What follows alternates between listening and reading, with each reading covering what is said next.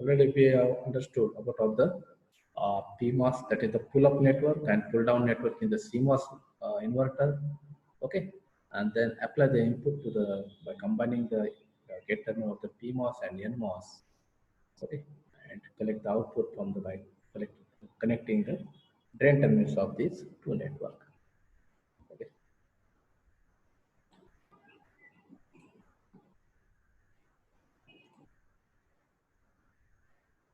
Okay. In the CMOS basic, that is inverter transfer function, logic voltage levels are VOH, that is the high voltage, output high voltage and output low voltage, where is the uh, low input voltage and high input voltage. Okay. The inverter transfer function lie within the shaded region. So this is the inverter characteristics we have to understand in detail with the operating regions. Okay. So this is the CMOS inverter characteristics. In yesterday already we have discussed, that is when uh, we are operating the CMOS inverter, like as when we are applying the 1 or the 0 to the CMOS inverter, that's according one of the transistors goes into the on state. At the same time, second is the off state. It becomes, that is the ideal working of the CMOS inverter. It becomes, it performs the inverter operation, like as when we are applying 0, the output it shows the output is the 1, and when we are applying the 1 as the input, so it shows the it shows the 0. Okay. So now also we know if you have categorized or if you have divided these characteristics into the 5 regions, like as the A, B, C, D, E. Just we will take the recap of the yesterday's point. So region A is characterized by when the input voltage is less than the threshold voltage, that is between the 0 and uh, that is the input voltage is between the 0 and threshold voltage. Okay. So in this region, the N device is in the cutoff, right? N device is in the cutoff.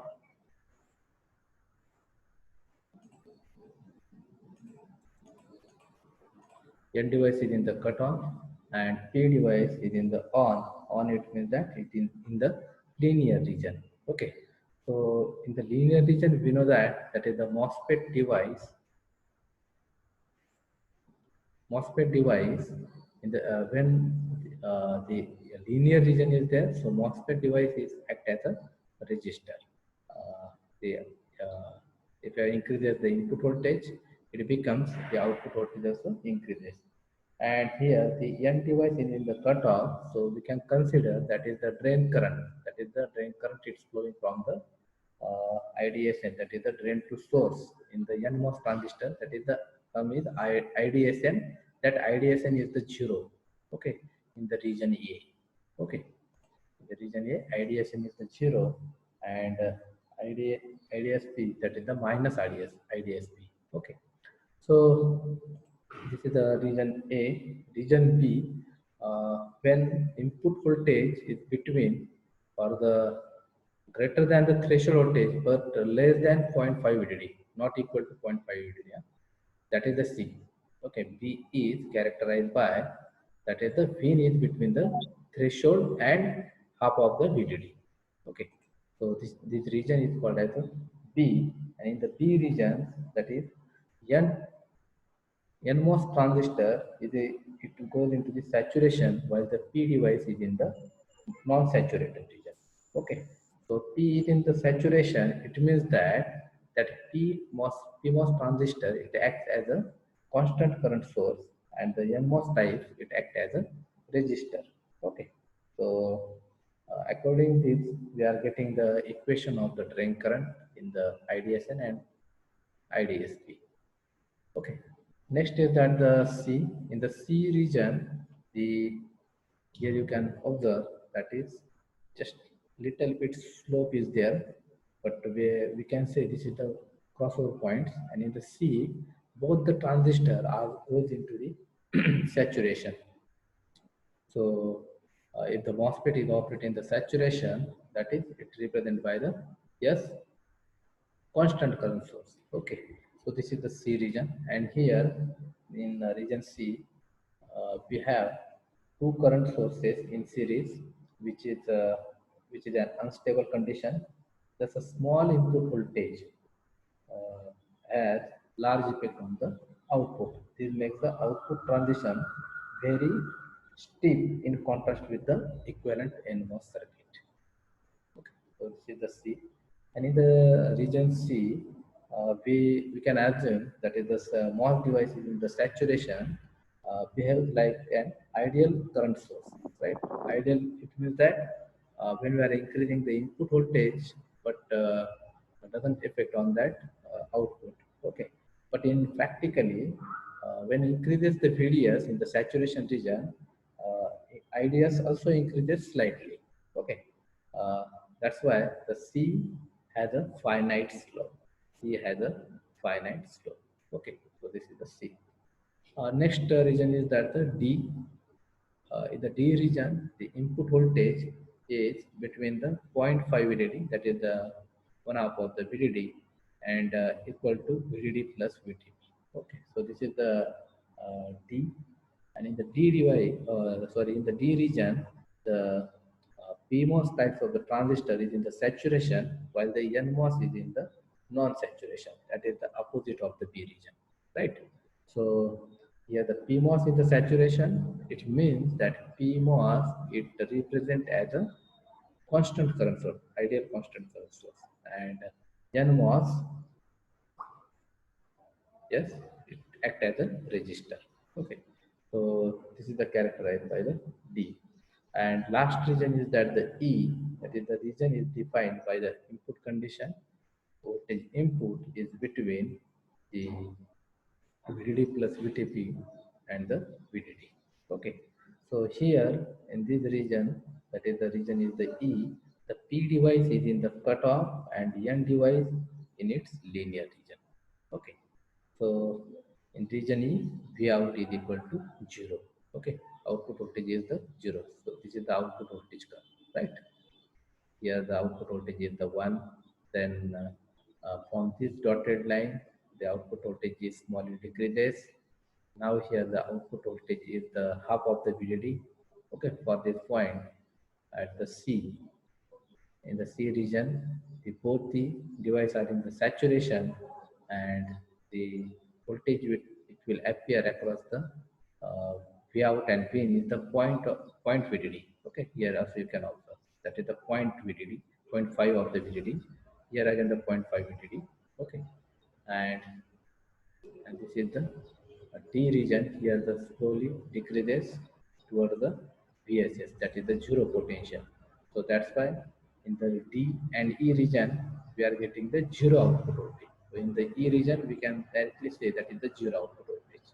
Okay, so it means that in the case of the inverter, CMOS inverter, that is when we are applying a input signal, right? So initial on the x-axis input signal is there, on y-axis output is there.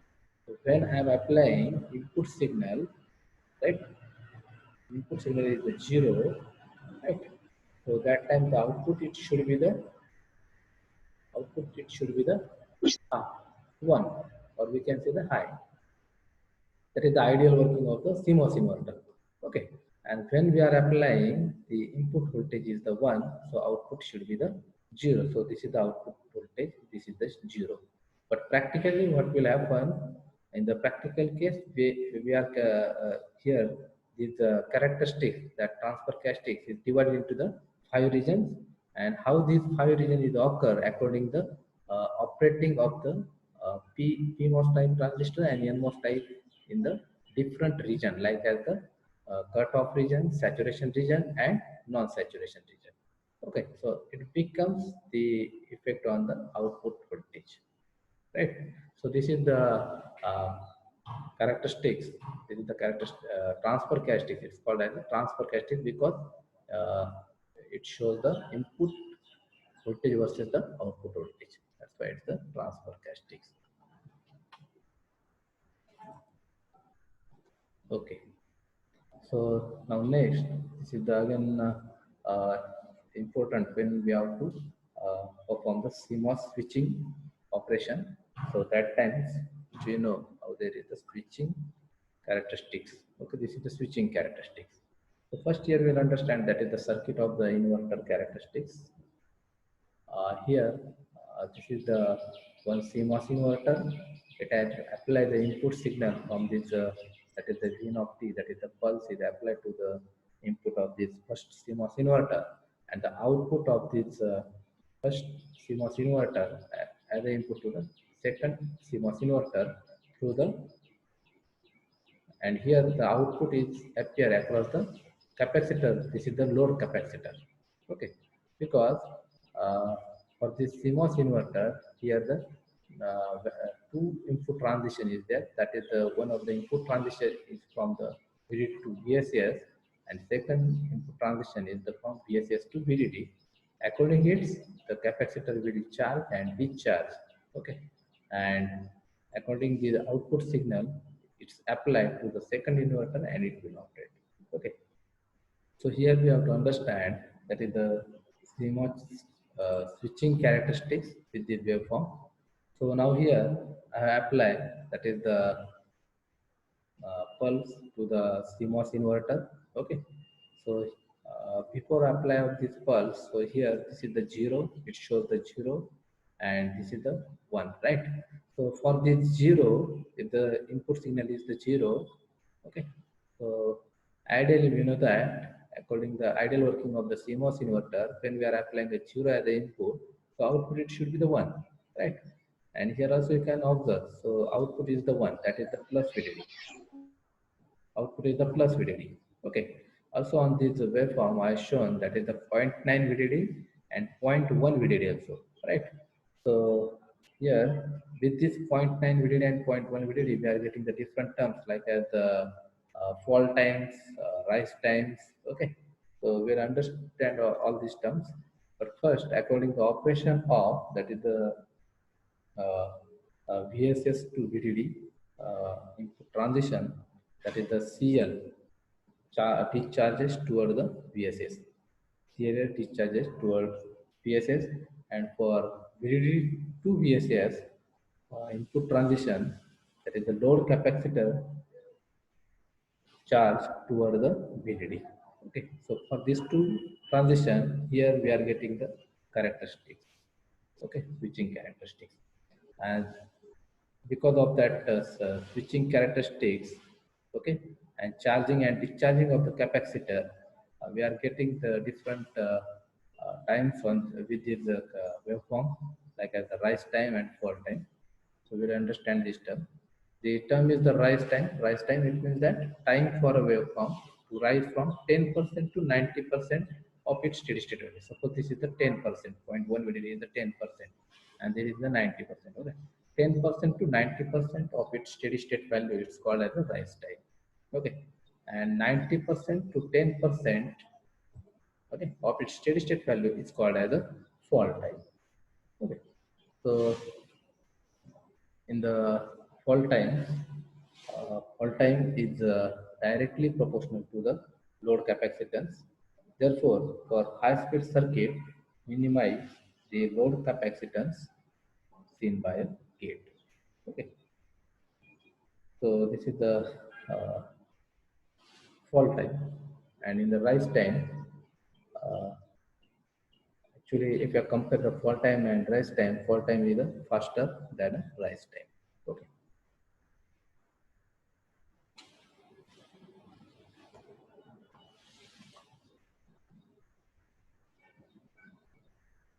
Okay, so this is the revisit transistor operation regions. Already we have studied that is the regions.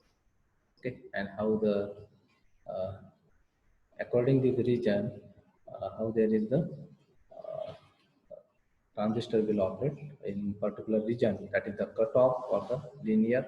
Okay, in the region A, just already we have observed, but now here with the chart you can easily understand that is the NMOS and PMOS. Okay, when the region A, the NMOS is in the cutoff, PMOS as a linear. Okay, the P, NMOS in saturation, PMOS in the linear. Okay, Here in the C, both are the saturation. It's opposite of the B. The D is the opposite of the B, and last is the opposite of the E. So beta ratio. Beta ratio, it is defined by, that is the B beta of the PMOS transistor to the beta of the NMOS transistor is not equal to 1. Switching point will move from VDD by 2. Okay. So here the beta of the NMOS transistor and beta of the PMOS transistor, and its ratio, why it's important. So it shift the your characteristics. Okay, the transfer characteristics is when we have to consider the beta of the PMOS transistor and beta of the NMOS transistor. So how there is a shifting the these characteristics. Okay, so here we can note that is the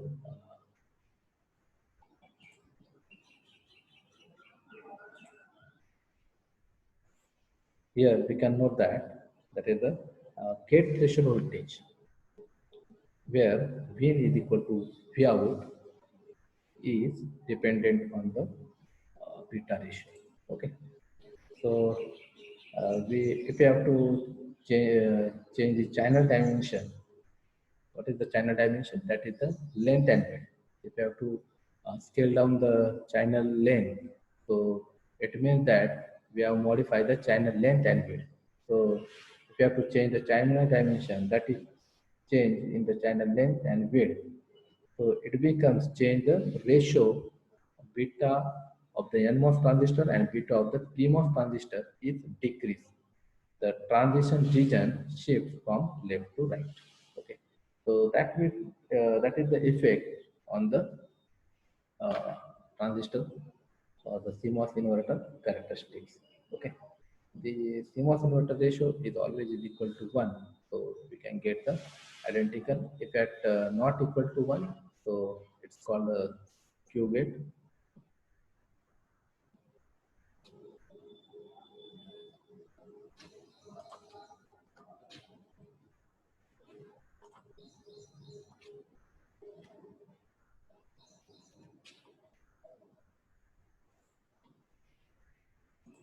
Okay, next is the noise margin. Noise margin is an again very important term. Why it's an important? So first we'll understand the definition of the noise margin. Noise margin is defined as the allowable noise voltage on the input of a gate.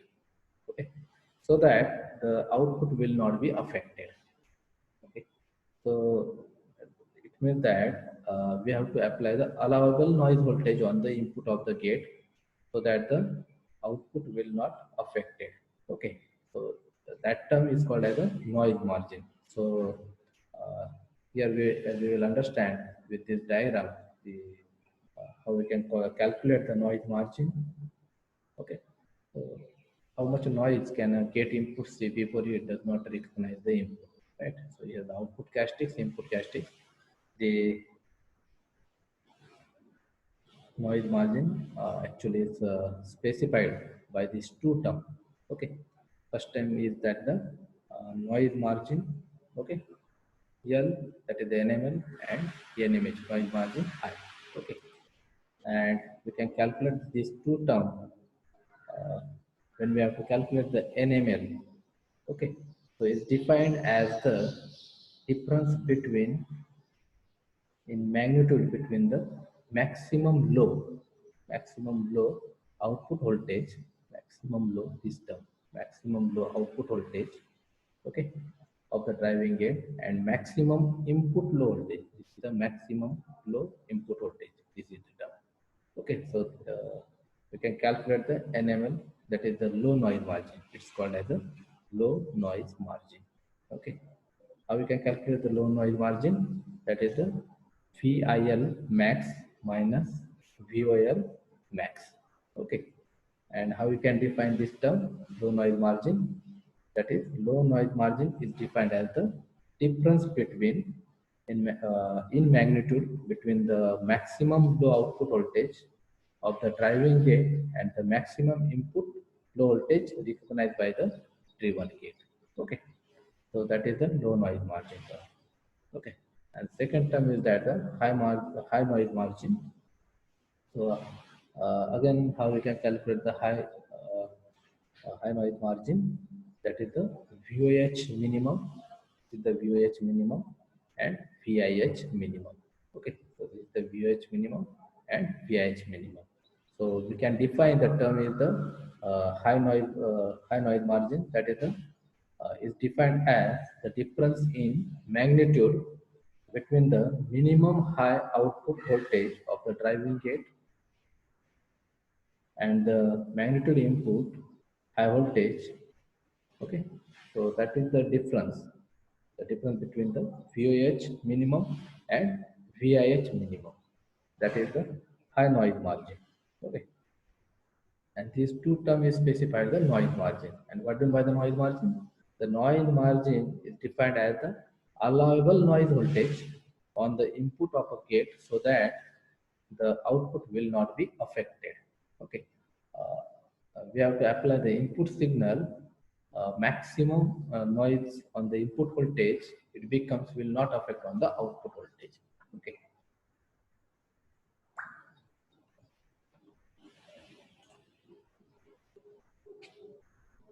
Okay. So again, this is the logic level. In the logic level, to maximize noise margin. Okay.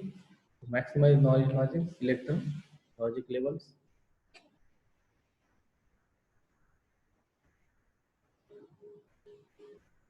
Okay. To maximize the noise margin, select logic levels at.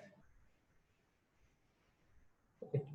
For this point, we are getting the unity gain point. It's called as the unity gain point. Slope is equal to -1. That is the VOH.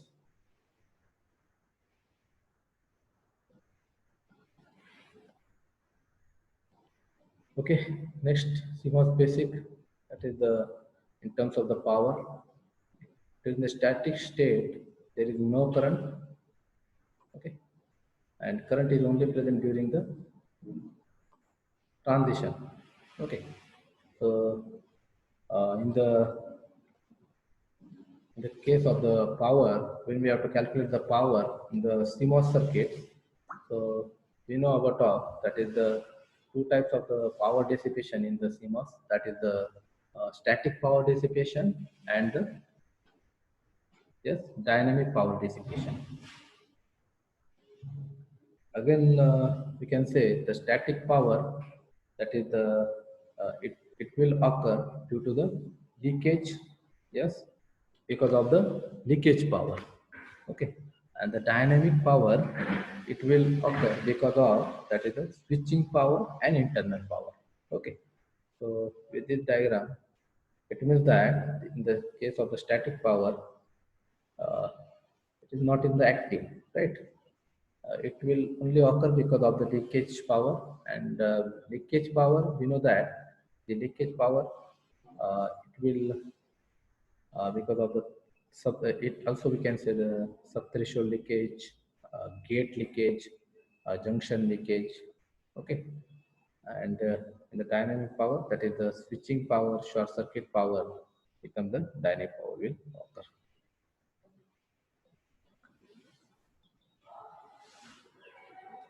So here that short circuit current, which is present in the dynamic power dissipation, showed by the crowbar current, also shows the charging and discharging of the output capacitor leakage current. Okay, in the CMOS power, the equation power, how to calculate the power in the CMOS is equal to K, load capacitance, V square VDD, and this is the frequency. Okay, so if we have to reduce the power, so that is the main aspect in the VLSI technology. Whenever we have to manufacture the VLSI chip, so that times the power consumption, or we can say the power dissipation, it should be the less. Power dissipation, it should be the less, and also the reduces the size of the chip and increases the functionality of the VLSI chip. So that is the main aspect of the VLSI technology, right? So here, that power consumption or the power dissipation of that chip, we can reduce it with these are the these ways we can control the or reduce the power. If you reduce the power supply voltage, that is the most effective. Reducing the switching activity in terms of the K. Switching activity. If you have reduced the switching activity, because the most of the power dissipation will occur because of the transition from 1 to 0 and 0 to 1. Because of this transition, if you reduces that switching activity, reduces the transitions, and it becomes also the power consumption or dissipation is the less. Reducing the CL, that is the load capacity, load capacitor, that is the technology scaling. Okay, reducing the required frequency of operation. Okay, if you reduce the operation frequency of operation, again it will be the input on power dissipation. Power and energy, these are the general formulae for the power is drawn from a voltage source attached to the VDD pins of a chip. Just we will revise these formulas. Instantaneous power, P of T is equal to current multiplied voltage, right?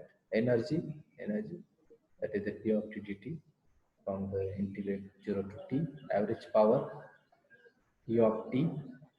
So these are the just formulas for the power and energy. Power in circuit elements, again these are the formulas when the suppose P VDD of T, that is the in terms of the circuits we are applying the voltage source is the VDD, right?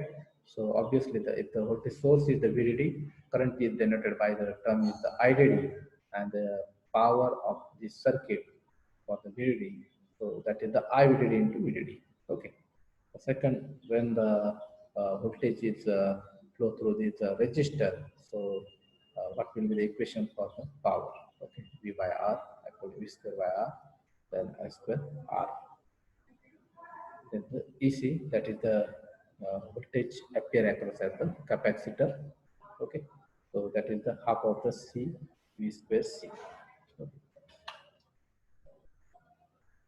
Power dissipation sources. So total power, how we can calculate the power in the CMOS circuit, that is the total power.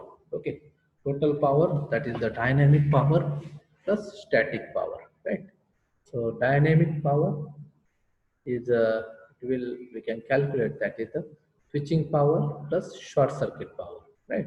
And the static power, that is the static power is the just I explained there. The term is the subthreshold conduction because of the gate leakage and also the junction leakage and contention. Because of this term, the static power will be the occur. Okay, so this is the formula to calculate the static power. That is the addition of all these currents. That is subthreshold current, gate conduction current, junction leakage current plus contention current. Okay, multiply with the VDD. Okay, so here the term is that subthreshold leakage, gate leakage, junction leakage, and contention current. By addition of all these, multiply with the VDD, you can calculate the static power dissipation. And the dynamic power dissipation, that is the switching power and the short circuit power. So here the term is the total power dissipation. You can calculate the calculation of the addition of the dynamic power plus the static power. So how you can define the term is the static power? The static power is the power dissipated by a transistor when it is not switching. That is when it is active. That is the not switching. Okay. So here we'll understand that static power. First is the subthreshold leakage. Subthreshold leakage, it will occur, or that term, the subthreshold leakage, it means that subthreshold leakage current is the current which flows between drain and source when VGS less than VT, right? We know that if you have considered the NMOS types of the transistor, please the snapshot of all the attendees and send me on my WhatsApp. Yes, anyone please take the snapshot of all the attendees and send me on my WhatsApp. Huh?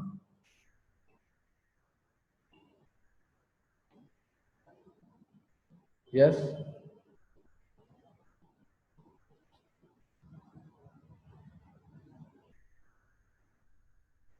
Yes, please send me snapshot of all the attendees on my WhatsApp number. Huh? Please reply anyone.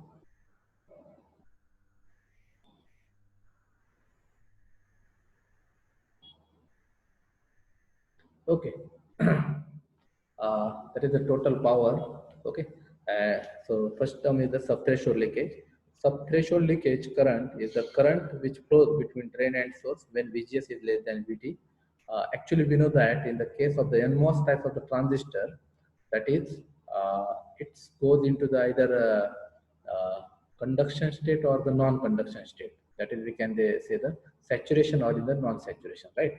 Suppose in terms of the conduction and non-conduction, conduction will occur when only the input voltage is greater than the suppose your input voltage is the VGS. VGS is the greater than VT, that is the threshold voltage. It is the conduction mode, and non-conduction mode is that the VGS is less than the VT. VGS is less than VT, and in that region the subthreshold leakage is occur. In this region the subthreshold is occur. That is, it means that in the non-conducting state, the your it means that your device is operating in the cutoff region, right? And in the cutoff region, ideally the drain current, the current is flowing from drain to source terminal is the zero, right?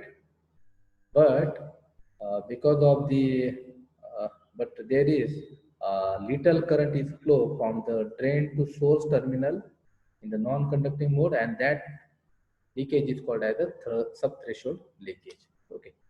Next is the gate leakage. Gate leakage is the that is the oxidation level. All of you know about the oxidation layer, right? So leakage through the gate is observed when gate oxide is very thin, right? And it allows current to pass through it. It is called as a gate leakage. Actually, when the current is passing from the gate terminal to it, so because of the thin gate oxide, okay, because of the thin gate oxide,